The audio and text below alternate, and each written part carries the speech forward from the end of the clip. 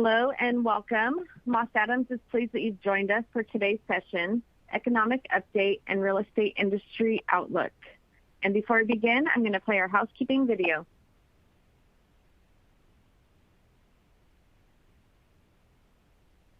Welcome, and thanks for joining. We're pleased to present our continuing professional education webcast series. Before we begin, please keep the following in mind. You can customize how you view our presentation and interact with the presenter.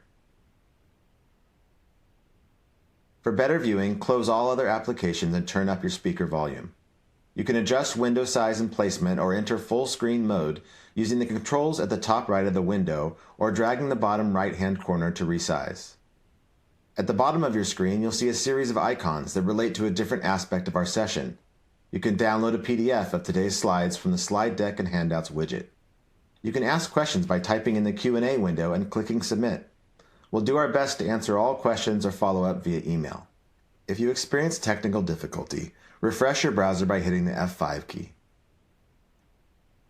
Today's session offers 1 CPE credit. To receive credit, you must meet the National Association of State Boards of Accountancy requirements.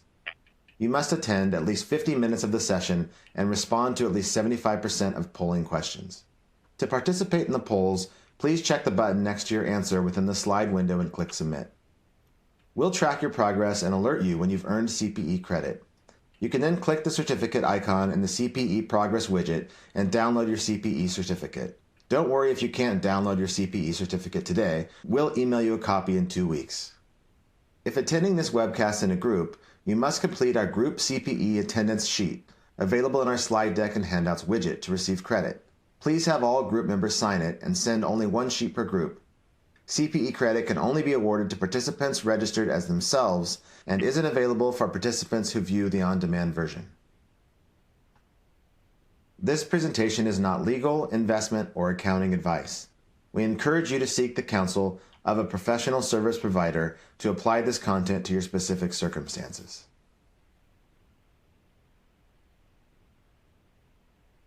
All right, so now that we have our housekeeping items out of the way, I'm going to hand it over to Kelvin Tetz, Partner and Real Estate National Practice Leader here at Moss Adams.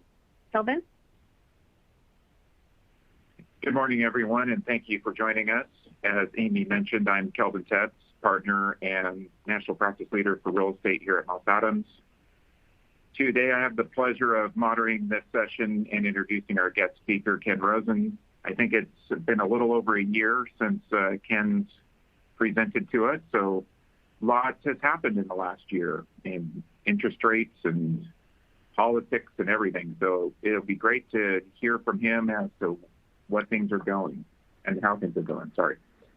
With that, for CPE credit, we'll get one of the polling questions out of the way, and Amy, back to you. All right, thank you. So the first polling question is, what is your main business affiliation? And your options are A, real estate, B, construction, C, financial services, D, professional services, or E, other. And the polling questions are located right on the slides that we're presenting. So if you can't see it, just hit F5 to refresh your console. And then to submit, click the button next to the answer you choose and then make sure to hit that Submit button.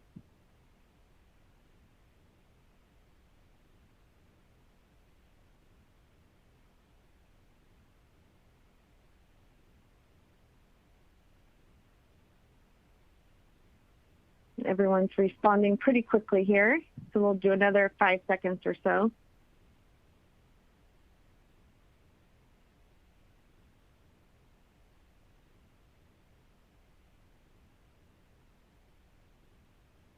All right, looks like we have a pretty even mix here, and thank you for responding to the first poll. And Ken, I'm going to hand it off to you. Thank you very much, and delighted that you're all here to hear about what we think is going to happen. The polls show that about half of you are actually in real estate in one way or another, so hopefully this will be especially useful for you. As you know, we did this a year ago, and inflation a year ago was running very high, and now it's slowed down dramatically. Interest rates have continued to rise and continue to rise over the last few weeks as well. But I think the odds of recession are substantially lower than they were when we discussed this a year ago. So I'm going to really talk today about where we are in the cycle in terms of the macro economy and interest rates and capital markets, and then a lot of detail about real estate itself. So as you know, the economy and labor markets are surprisingly resilient. There really aren't signs of a national recession at this point, or even a regional recession. We do have layoffs net in the tech industry and some in finance, but overall, the economy is still going along at a pretty moderate growth rate. Inflation has peaked. Goods inflation is zero. Service inflation is sticky in the 5 to 6% range, and depending what measure you look at, inflation is in the 3 to 5% range. But the issue for almost everyone on this call, no matter what industry you're in, is interest rates.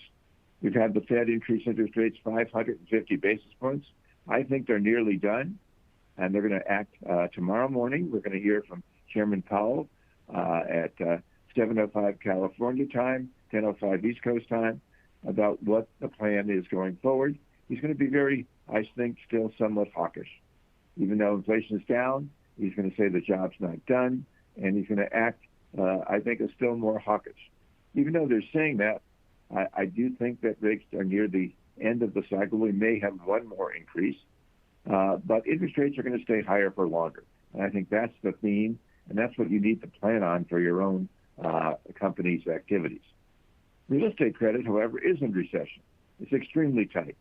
Floating and fixed rate debt service costs have doubled over this last 3 years. Spreads have widened dramatically, and money is very hard to get, especially for new construction.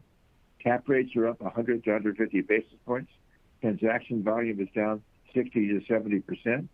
We're seeing rising defaults and foreclosures. Refinancing is very tough to do, especially for office assets. So this is the time of, it is recession in real estate finance without question. And leasing is weakening for every product type. Clearly office is extremely poor, but every product type.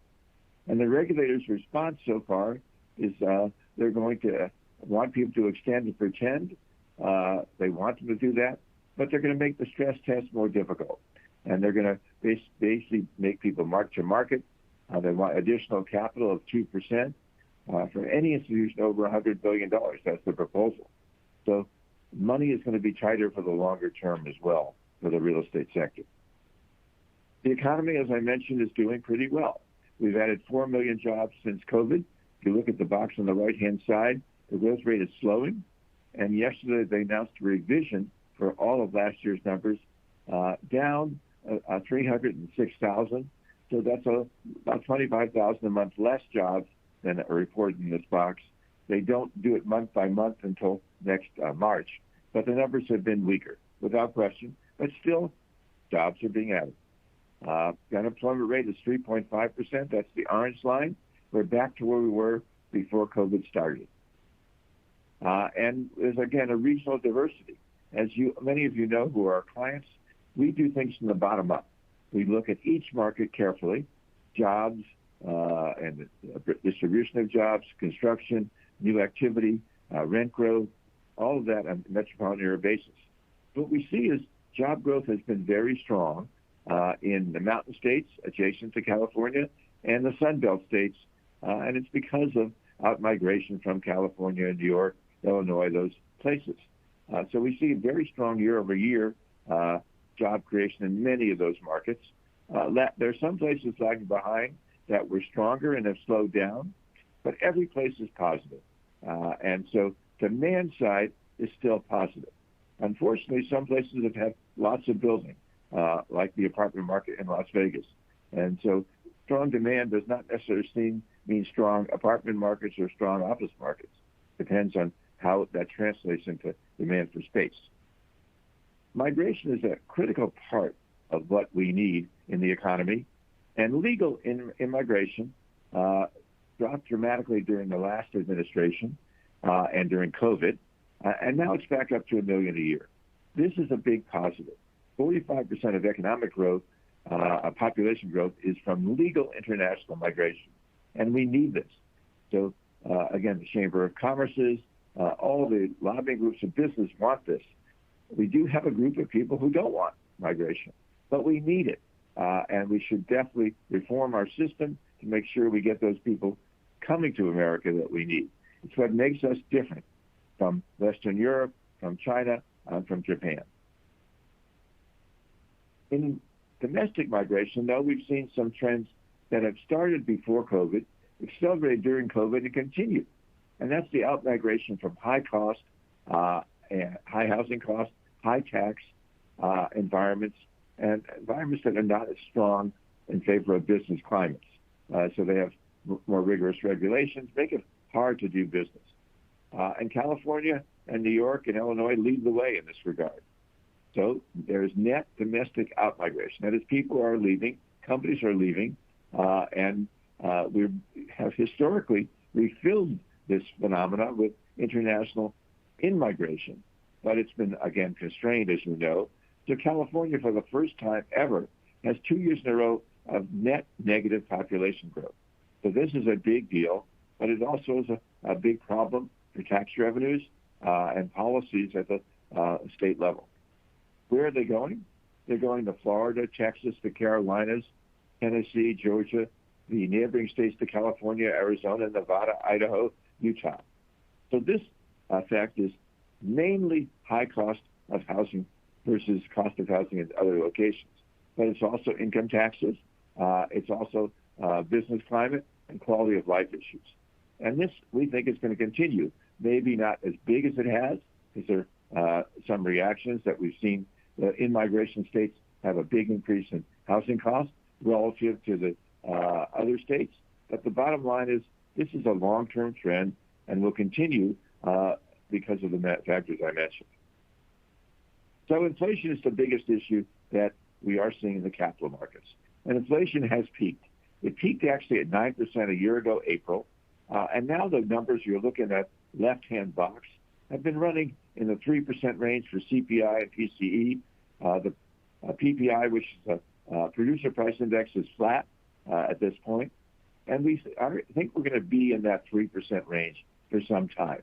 Core numbers, which again was what the Fed looks like, have been higher. They've been in the mid to high fours. So as far as the Fed's concerned, they have a 2% target. 2%, by the way, is too low. It's a made-up number. But they keep on talking about that. On Friday, he's going to keep on talking about it. So realize they're not going to change their target, but the realistic view is if we get to 3, we should be pretty happy. Goods inflation has stopped. After COVID, we had the supply chain issues during COVID, and prices went crazily upward. They're now flat. Not every price is flat, but there are actually some price declines happening. Service inflation, though, is still elevated. And we're seeing some very big contracts being done in the airlines and other industries. And so there's still a lot of inflationary forces in the economy. But it's coming back down, but it isn't, again, at the level the Fed is comfortable with. And the wage growth peaked almost at 7%. It's now in the mid-5s. But I think we still have a period of time where wages are catching up to the previous inflation. And again, it's an issue that Fed's going to talk about. The strong labor markets will make them worry that we have embedded inflation in the system. In our sector, in the real estate sector, construction costs went up almost 30% on the prior 2 years. It's now flat. And it might actually decline as it did during the last recession. We're going to see a sharp slowdown in new construction activity, and that could eventually lead to some modest declines in construction costs. I say modest, we never get back to where we were. It would be nice if we did, but we don't. House price appreciation. During the last Great Recession, we had big price depreciation because people had these aggressive loans. In this cycle, we have over 90% of the people fixed their mortgage in the 3 to 4% rate. And so they're not hurting. So we're not seeing a rise in defaults or delinquencies and very small price declines. That's what we're expecting. We're not expecting anything like the housing crash that happened before. And that's really, so far, it's been borne out. In fact, prices look like they're modestly increasing again. So we might revise this number upward. But the key to all of this is the Fed's policy. we've taken interest rates, and the orange line is what the Fed controls. The short-term interest rate over the long history is averaged, I'd say 3%. During recessions, we drop it lower. During the early recessions, we went to 3%. Then we dropped it to 2%, and of course, it was close to 0 for much of the great financial recession as we tried to encourage the economic growth. The Fed started letting it normalize, got back to 2.25%, and then, of course, with COVID, they dropped back to 0 again. But now the Fed, in the last 18 months, has embarked on a dramatic increase. We're at some of the highest levels we've seen in almost 20 years. We're back to 5.5%. They are going to make a decision in late September. Do they raise rates again? I think they're not going to do it, or they shouldn't do it. They might well do it. Again, at that meeting, they're going to give us their latest forecast. But equally important for the real estate market and for all capital markets is the 10-year bond has been in a long decline. 8% 30 years ago. We then got to the 4% level last cycle, 4.5 to 5. And then the low point was 62 basis points during COVID. You remember all my talks during that time where I said, lock every penny you can get. And I said that as rates got below 3% and 2%. But we're back today. This morning, we're actually at 422. There's been a big rally yesterday and the day before, a couple of days before we sent the slides. But my guess is these are going to be the new normal rates in the 4% range. And I think that is something you're all going to have to live with, and the real estate market's going to have to live with. But it's such a big change because, again, cap rates are priced off of this, and debt is priced off of this. We have an inverted yield curve. What does that mean? The short rate is 124 basis points higher than the long rate. Every time this has happened in the past, within 18 months, we get a recession. It means money's tight, and money is tight today for real estate and other things, and people are waiting for the recession. It doesn't appear that's going to happen. If the Fed wants it to happen, and they may because they want a 2% rate, they can make it happen by raising rates another 100 basis points, and it will break into recession. But that's not what they're telling us. This chart shows you it's called a dot plot. And every quarter the Fed Reserve Board members and each regional Fed chair gives us their forecast where rates will be at year end. The federal funds rate, that's the short rate. And their basic view is the short rate is going to be about 5.6% at year end here, and then come down over time quite substantially. So the question is that correct? The blue line is the SOFR curve, and that's, again, the market's perception of where rates are going to go. The view 3 or 4 months ago was the Fed was going to start cutting rates in the second half of 2023. We thought that was not likely at all, and that now they've said they're not going to do that. I think unless we get a deep recession, they won't. The market still thinks there's going to be a sharp drop in rates in 2024. We don't think there's going to be anywhere near as big a drop as the market expects. The market's looking at a 125 basis point drop in rates. I think if we get some, it'll be the second half of next year and small. In the long run, we think rates probably going to stay a percentage points higher than the Fed thinks. So that's important to know. So we think we're never getting back to 0 unless we get a very hard landing. My guess is 3% is where we'll be on the short rate. The long rate will be 4 to 4.5, and that means cap rates are going to be in the mid-5s. The other part of Fed policy, of course, is the balance sheet. They flooded the system with money during COVID. We went from a $3.7 trillion balance sheet to $9 trillion. We're now down to $8 trillion. They're reducing the balance sheet by $1.1 trillion a year, $95 billion a month. And the balance sheet comprises of Treasury bills and bonds and residential mortgage-backed securities. They're not selling them, but they're letting them run off. So they want to get this down substantially. The system had too much money in it. It created bubbles, as we know, in meme stocks and tech stocks, SPACs, cryptocurrency, and somewhat of excessive pricing in commercial real estate.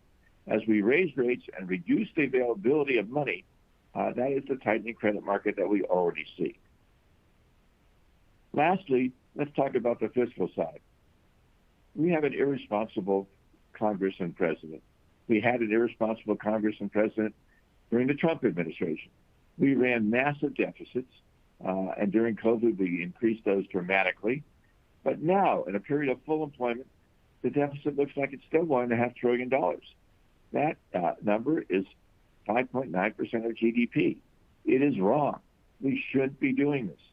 And we're passing these costs on to the next generation. But what it means is there's a lot of new supply continuing to come. We have to refinance what we've got, and we're adding to it by 6% a year. That is a mistake. We should have a balanced budget in this environment. Listening to last night's debate, the Republican debate, no one really said that. They all talked about it, but they didn't say it. The last time we did this was the late 90s, and we were very fortunate to have a president who believed this and a Congress who believed it. We should have full employment surpluses, not deficits. But what this means is that interest rates are going to continue to remain elevated. The way many people look at things is through what we call the Tetz bond. This rate, you get this rate plus a CPI adjustment each year. It's down a little bit now. It's I think it's 192 as we speak. But these are real rates of 1 to 2% are normal. The negative rates that we had during COVID and early on in the Great Recession were suppressed. The Federal Reserve basically held interest rates underwater, the 10-year bond, by buying 10-year bonds, and they held these beach balls underwater. And you've heard me say this for a decade. This is not sustainable. And then they jumped dramatically, and that's exactly what's happening. It took longer than I thought, but those of you who did listen and hedged and locked in money, you're very happy you did that. If you didn't, I think you have to say that these are rates that are going to be here for some time. It would create only a big, deep recession would change this outlook. So here's our forecast for rates, and we do think that we are at the peak moment. Our best guess is that 450 in the 10-year would be the peak. It hit 437 earlier in the week. It's 422 today. We're nearly there. The forward curve basically thinks that we are there, so they're about 25 basis points below us. But there is the case the Fed could overshoot, and the markets could overshoot, and we get that rate going up to 5.5%. That will break the economy and cause a hard landing.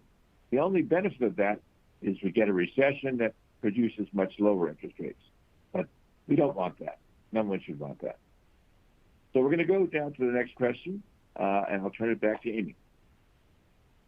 All right. Thank you, Ken. So the second polling question is, what is your forecast for the 10-year Treasury bond interest rate at the end of 2024? And your options are A, under 3%, B, 3 to 4%, C, 4 to 5%, or D, over 5%.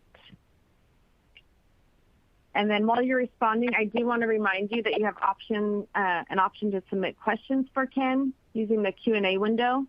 We are trying to leave some time at the end to respond to those questions, so please send those as we're going along.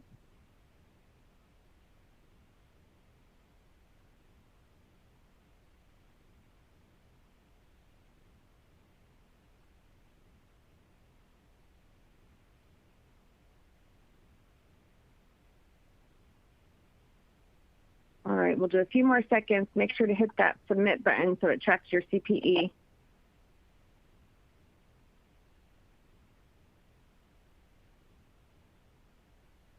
All right, Ken, here are the results. So we have a lot of very optimistic people, but it's a bifurcated one. We have about 40% think we go back to the 3 to 4% range, and about 45% 4 to 5% range. And I think that is the consensus of the group, not very far from our view that it is going to be 4.5%. So very similar. So let's go on from here. So what does this all mean for the economy? Well, that's the key question everyone wants to know. So we have shifted from our presentation from a year ago.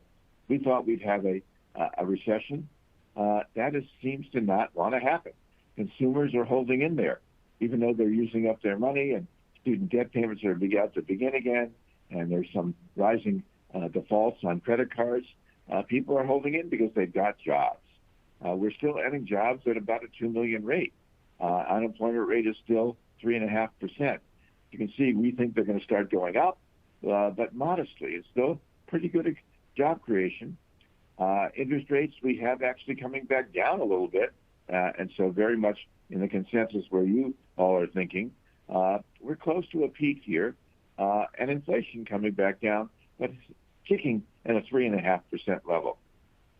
And in this environment, it's not a recession. You can see if you look at the very bottom, we have a slowdown in the quarterly data in terms of job creation, but still decent.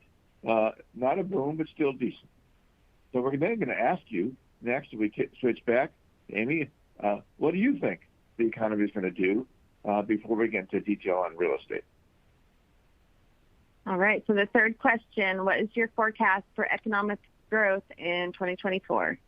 Deep recession, shallow recession, modest recovery, or strong recovery? And just a reminder, if you would like to receive CPE credit for today's webcast, you do need to respond to at least 3 of the 4 polling questions.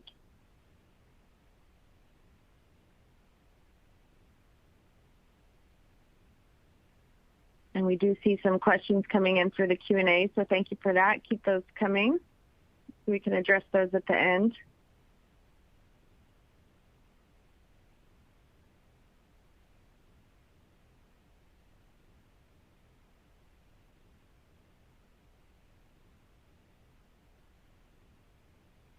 All right, Ken, here are the results. So I guess most of you still think a recession. 55% say a shallow recession, 8% a deep recession, and about a little over a third thinks the recovery that we have will continue. So you're still in the recession camp. Of course, many of you are in real estate finance, and it feels like it for us. So next slide is basically what is happening in commercial real estate credit. That's the bottom line, most important thing that we can talk about. And it's important to say that the banking industry is so important. If you look at that pie chart between the national banks, the regional and local banks, international banks, roughly half of all real estate credit does come from the banking industry. And we've had a problem in banking. As you know, we had a run on the banks with Silicon Valley Bank and First Republic and Signature. People are taking their money out of banks because they had been paying less than 1% on deposits, and now you can get 5.5% in the money market fund or 5%. So it's disintermediation, and that is one of the big problems that the banking industry is facing. A higher cost of funds, so many of them are raising their deposit rates they're paying now, but still not at the same level, many not at the same level as other activities. Also, there's the mark-to-market issue. That the way the banking regulations work, you can have held to maturity securities where you don't have to mark to market. You only have to mark those available to sale. If you mark to market the whole portfolio, there's probably $600 or $700 billion loss. And that's really what caused some of the run that we saw in the banking industry. We don't think this is done. We think there's more issues coming. That many banks, if you mark to market their lending portfolio and the securities portfolio, capital is short. And we think this could be a very big issue. Right now, it feels stable, but it isn't. I'm warning you. This could be the next shoe to drop. Mortgage-backed securities markets are basically very limited at the moment because we have basically rates and spreads so high. So this is one of the lowest levels we've seen since the Great Recession in terms of new issuance. And the blue line here shows you yield spreads. Even at AAA, we're talking about almost 100 basis point wider spread than what we considered normal period, which would be the yellow line. So these are very wide spreads. Only once have they been wider, and that was at the first signs of COVID when everything was shut down. So these are very wide spreads.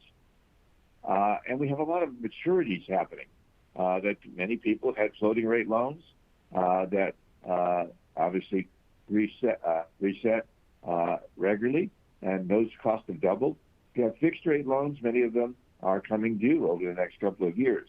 And looking at where this is, just in the CMBS as a proxy, it's mostly in the office and retail and hotel sectors. These sectors are the ones that have the issues, have the highest issues at the moment. You can see this is the latest numbers as of July that are classified as problem loans. And leading the pack is retail and lodging, but office is the one that's jumping most dramatically. I'm afraid we're going to see numbers jump really dramatically over the next year, especially for office, but even apartments are going up. So the worry here is that the lending industry is going to be faced with a lot of refinancings that have to be done. And how do you handle that? If there's equity left, maybe you pay down some of the loan. If there's no equity left, do you really do you give back the keys? Or do you renegotiate in a tough fashion? Cut the amount of the loan and reset everything. So there's a lot that needs to be done. The regulators are critical. We estimate there could be as many as $1 trillion of problem loans. You could also look at that as an opportunity if you're not the person borrowing, but if you're the person trying to buy that new property. So that's the question. How much our property value is going to decline or have declined already? And that really depends on NOI from the property and cap rates. And cap rates hit a record low a year and a half ago, and now we're on the way up. So we had apartment cap rates in some cases were in the threes. Now we're in the mid fives, we think, on average. We've had the same thing happen for industrial. We're in the high threes and low fours, and now we think we may be as high as 5% or even higher. And of course, office and retail are more difficult. Each product is different. Each asset is different. So take this as just a general trend. So with cap rates up, even if NOI were flat, values would be down 10 to 20%. Investment sales volumes are down dramatically. You can see we're at half the normal levels. And if we look at it by product type, apartments are down 70%, not prices, just volumes of transactions. Retail down 60%, and overall down 60%. Bid-ask spreads are wide, and people can't get capital, debt capital, with a positive spread. So everyone's sort of frozen in the market at this point. In the return data, this is from NCREIF, and this is the private side of the market. And this is, again, second quarter of 2023 versus second quarter of 2022. So it's really over the last year. And you see the enormous returns that we had in 2021, the yellow numbers, industrial and apartments, enormous, slowed down last year, and now the pretty big negative in office. Industrial and apartments, modest negative. And again, this is cash flow plus change in appraised value. The only sector that shows a big positive is hotels, and that's because of the travel boom that's taken place. In the public market, these are REITs. They are priced every minute. And we see, again, values down, I'd say on average 20, 25%, with office down 50% in the public market. So the implied cap rates here are much higher than the cap rates in the transaction markets we've been seeing. So this could be a sign of the future, or it could be that the public markets have overreacted. The typical REIT is selling at a 20% discount to its private value. So one could argue these are real steals. And again, 6 weeks ago, they were at 30% discount, so they've come back some. In terms of sectors, this is a supply-demand cycle chart.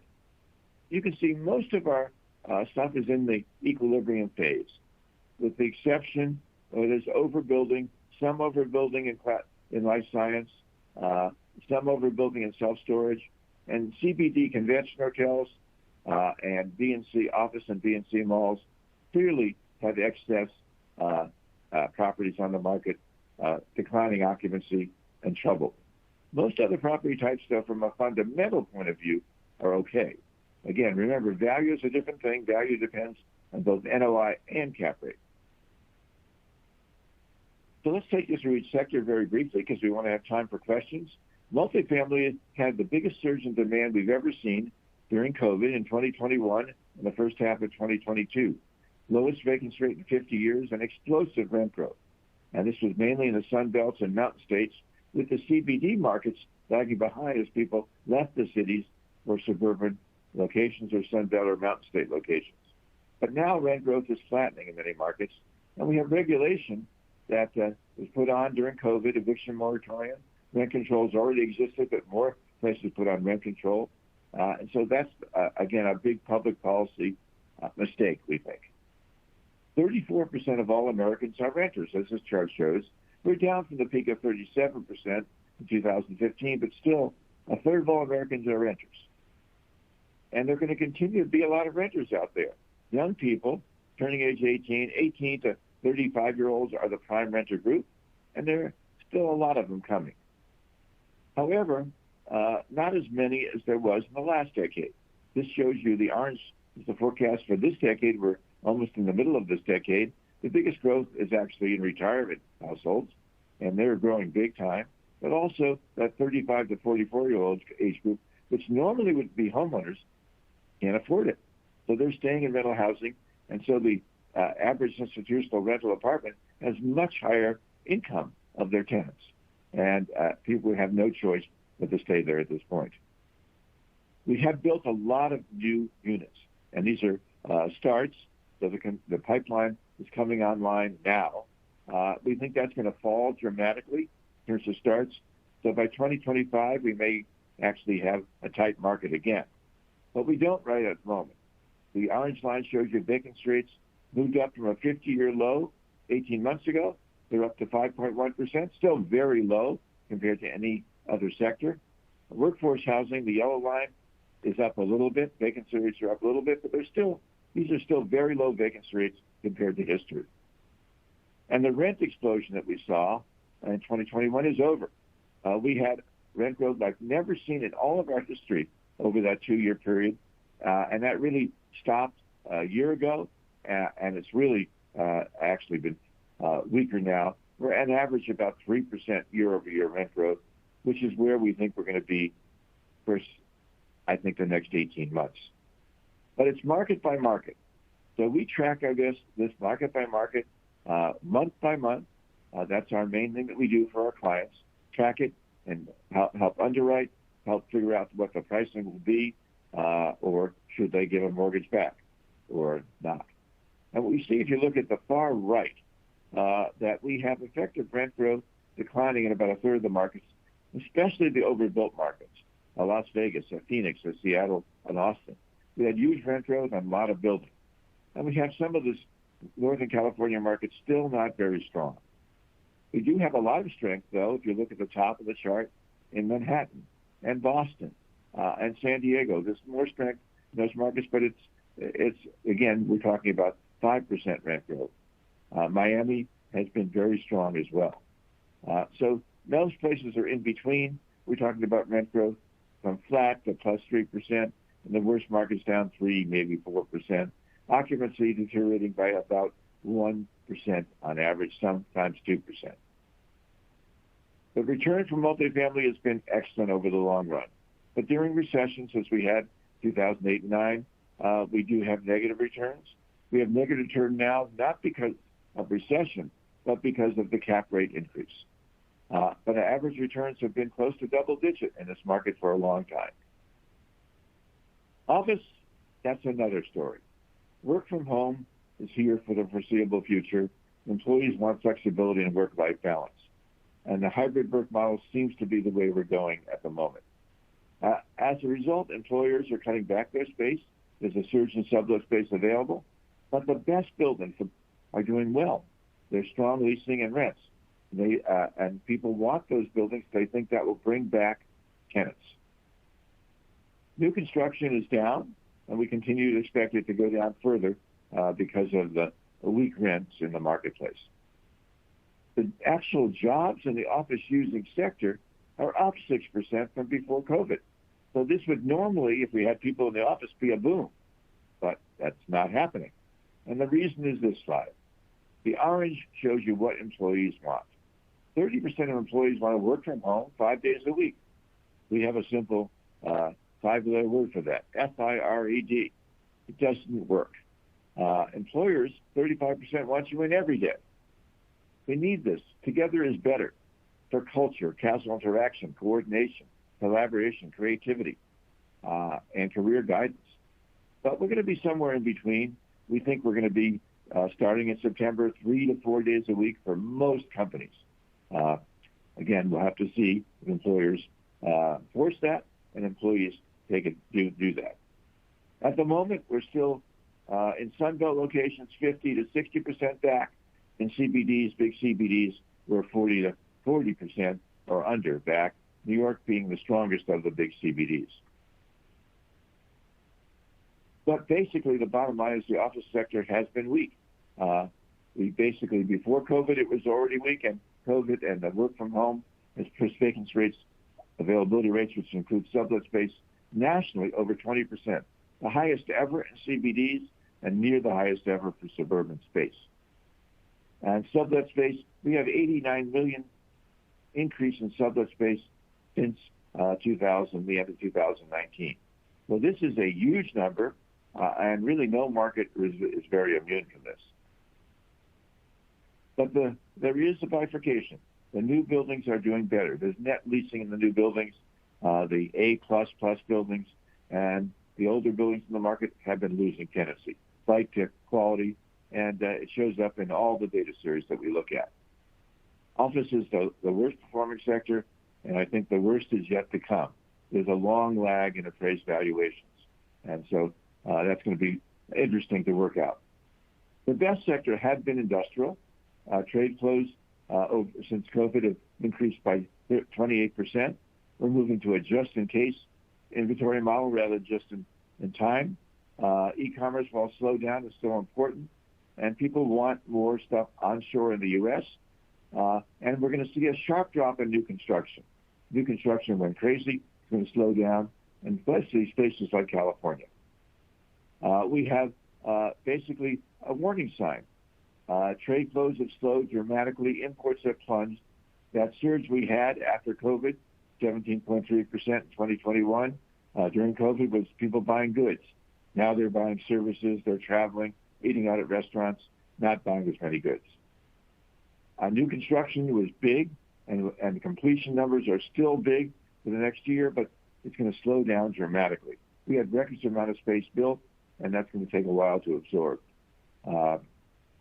Vacancy rates are up from a very low 3.3%, the lowest in history, up to 4.1%, and I think still rising further as the completions come online and demand slows. So industrial, best performing sector. In 2021, we had the best performance of any big sector in real estate in all of history. But that's slowing. The numbers are going to be negative now as cap rates go up and rent growth flattens. There's still mark-to-market in many portfolios, but as new construction comes online, it erodes the ability to get those rents. Retail, we like retail. COVID coexistence. People have basically put it back in their minds. They're going out, eating at restaurants. They're still buying stuff on e-commerce, but they also want to be in physical retail. So street retail in neighborhoods, grocery-anchored retail were especially strong. Almost no new construction. Retail sales growth has been okay, and vacancy rates have stabilized. So this is a good market, but we have to look at which sector. The internet has cannibalized a lot of stuff from department stores. I don't think there's going to be resurgence in department stores. Many went out of business, many more are going to go out of business. Grocery stores and warehouse and superstores are fighting back, warehouse stuff and superstores. Return has been okay in the sector. It's actually doing better than other sectors, partly because it got washed out earlier in that early part of the COVID cycle. And if you look at the far right, it is neighborhood centers and community centers and power centers that have done best. The big regional malls are lagging behind. Millennials just aren't going there on average. Finally, hotels. Occupancies return to the levels before COVID, but we still have a weak occupancy in the international tourist centers, convention centers, and the global gateway markets. Very little new construction. We've cut that dramatically. Travel is up. The red line just shows you record levels of travel back to pre-COVID levels. The airports are jammed. And occupancy is almost back to pre-COVID levels. But the question is, what type of properties? So the high-end properties are showing less recovery, because they're convention hotels, they're in CBD centers. But the lower-end hotels are doing pretty well. So I think we have to, again, think bifurcated, think geography. This is a real estate player's geography, property type, and property itself. It's very much different than the all tides that were lifted by those low interest rate votes. Performance hotels, according to this NCREIF series, is actually the best of any property type after the COVID plunge. So let me just close before we get some questions. What would I do with the $1 billion that I know many of you on the phone would like to give to us? And as many of you know, I did manage $3 billion of money very successfully for a long period of time. I'd say debt is the most interesting place to play today. Debt yields are very attractive because the absolute rates have gone up so much and the spreads have gone up. So we think carefully underwritten debt is the place to look as the best returns. If you have patience and can time it right, public stocks have large discounts to private values. There will be privatizations. There's been a little bit of a rally in the last 6 weeks, but likely as interest rates go back up, there might be some movement down. But what I would do on the private side is highly structured rescue capital. There's going to be a lot of broken deals, capital structures that need more equity, and we're in probably just the second inning of that adjustment. But I think that's the place to play. I would not lock in financing costs using mortgage or capital markets techniques because we are just about at the peak here. But many banks require that, and you can use capital market techniques to lock in both the cap rate and your interest cost. Many of our clients are older, in their 70s and 80s. They want to harvest the gains they got, but they've got to do it in a way that's tax efficient. And Moss Adams can help you with this, everything from an UPREIT to a 1031 exchange, 721 exchanges. This is, again, a financing technique that allows you to hold the gains and not pay capital gains tax and get a step up on basis, unfortunately, when we do see people pass away. If you're buying things, I think the structured transaction, the discounts are the way to go, or assets that you can get embedded rent growth when you mark to market, or short-term leases that can be rolled. And I think development still works in the geographies that are growing or in sectors that are growing: logistics and multifamily, single-family rental, life sciences, student housing, grocery-anchored retail all look interesting. But remember that while we don't think recession is the most likely scenario, a number of you did think that was going to happen, and it could well happen. The Fed could overshoot. We could have the war in Ukraine metastasize. China, which is having its own big problems, could do something aggressive. Remember, we've got a lot of new Treasury securities coming to the market, so rates might not come down as the market expects and might actually go higher, especially if the Fed decides to do that. So there are risks out there. I'd stress test anything you do, and we do this as one of our main things that we do is help people run their models and stress test things for the next 3 years with a deep recession scenario, also with a base scenario and an upside scenario. And of course, your lenders are doing the same thing. So we have one more question. I'll turn it back to Amy. All right, thank you, Ken. So the last polling question is, what is your view of the best property type for investment in 2024? And your options are A, office, B, apartments, C, industrial, or D, retail. And I know Kelvin is sorting through all the questions that came through for our Q&A portion of this, but if you have any last-minute ones, feel free to add those to the Q&A window.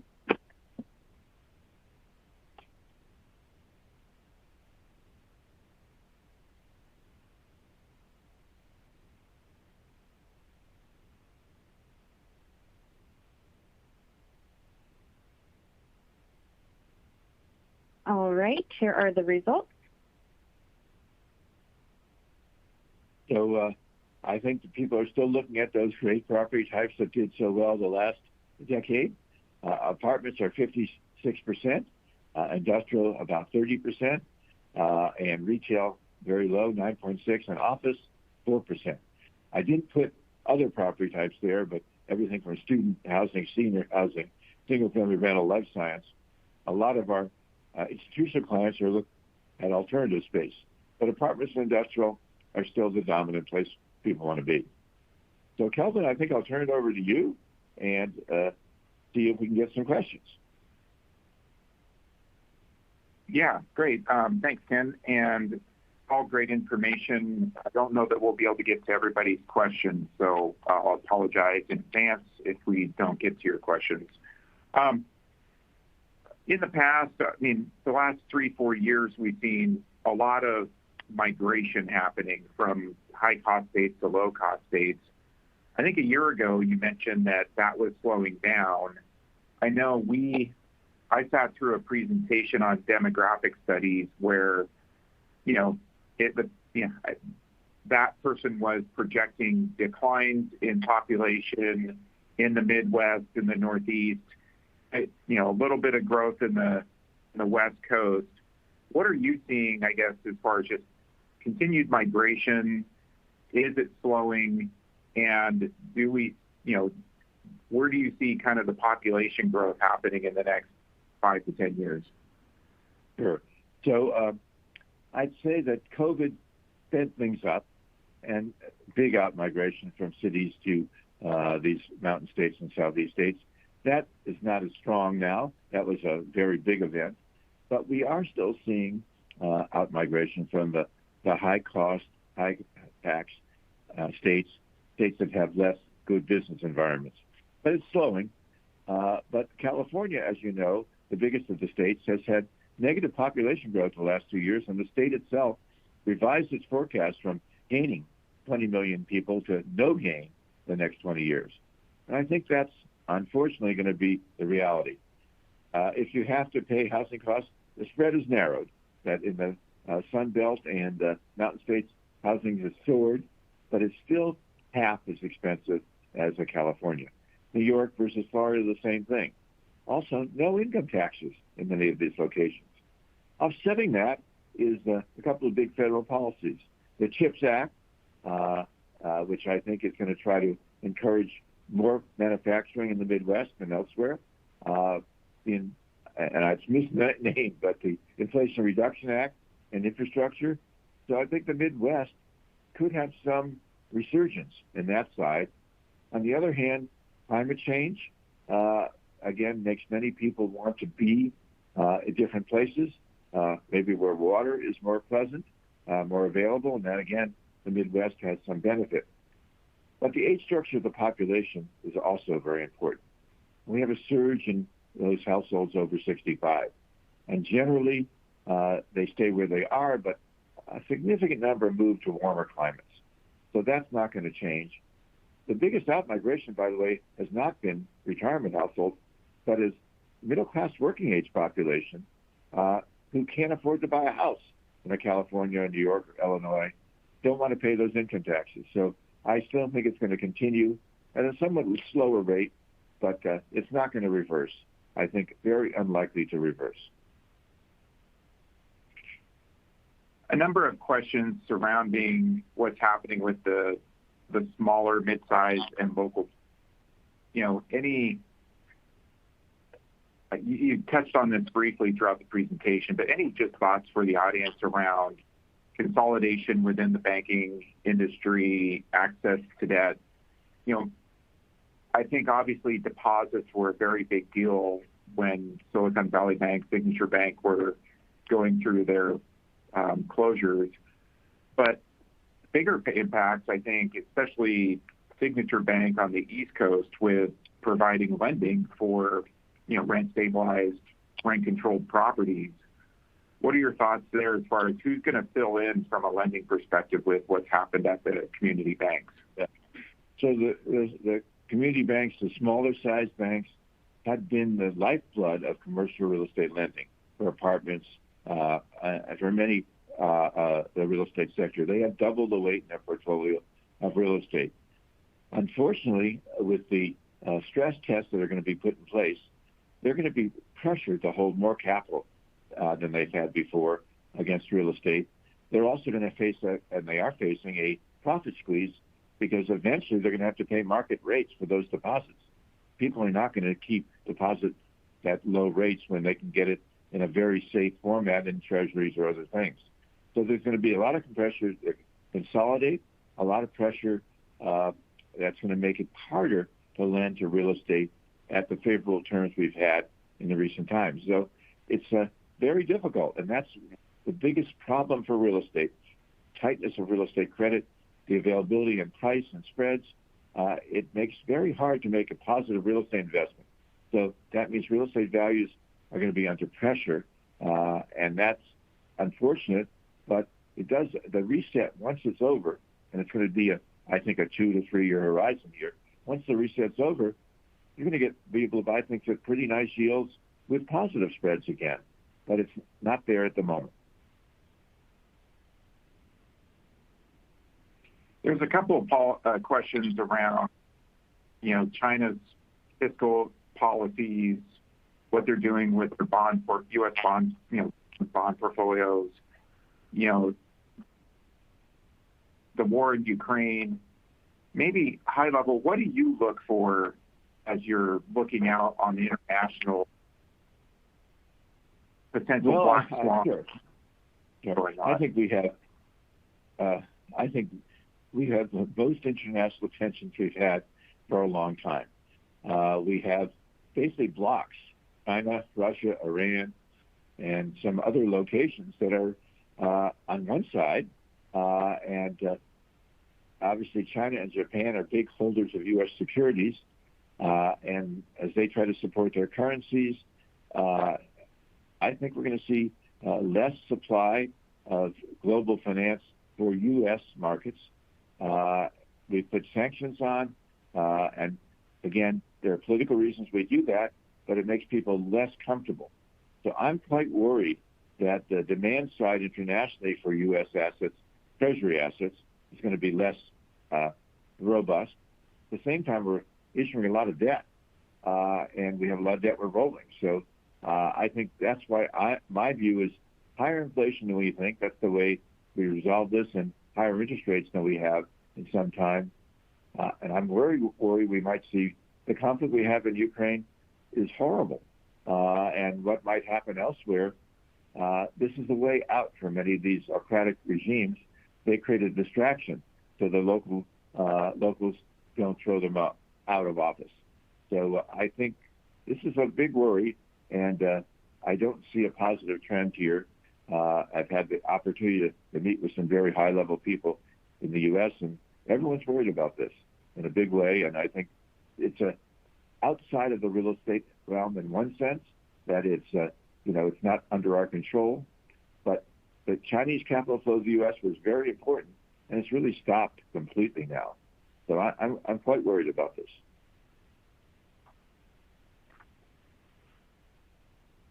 Earlier this year, I heard a statistic that the office market was going to be a slow bleed because just how much length is left on rent rolls and expiration of leases. Obviously, subleases, space is up. How much longer do you think that it's going to take before we really see the full cycle for office? I think it's a 2 to 3 year time frame for the unwinding. I think it's much longer and deeper than people expect. But as we've seen, the pricing in some markets already reflect this.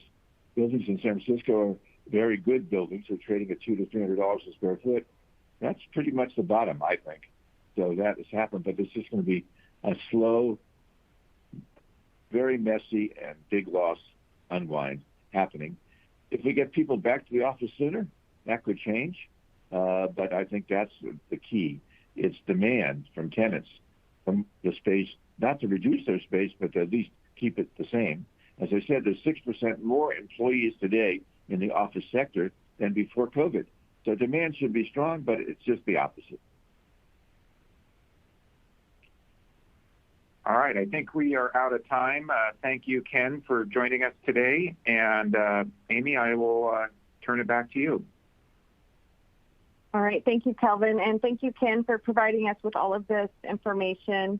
And to our attendees, if you met all CPE requirements, your certificate is available to download now in the CPE progress window. A copy will be emailed within 2 weeks if you have difficulty downloading it now. And then also, here's a link to a survey for today's presentation. And thanks for joining us. Take care, everyone.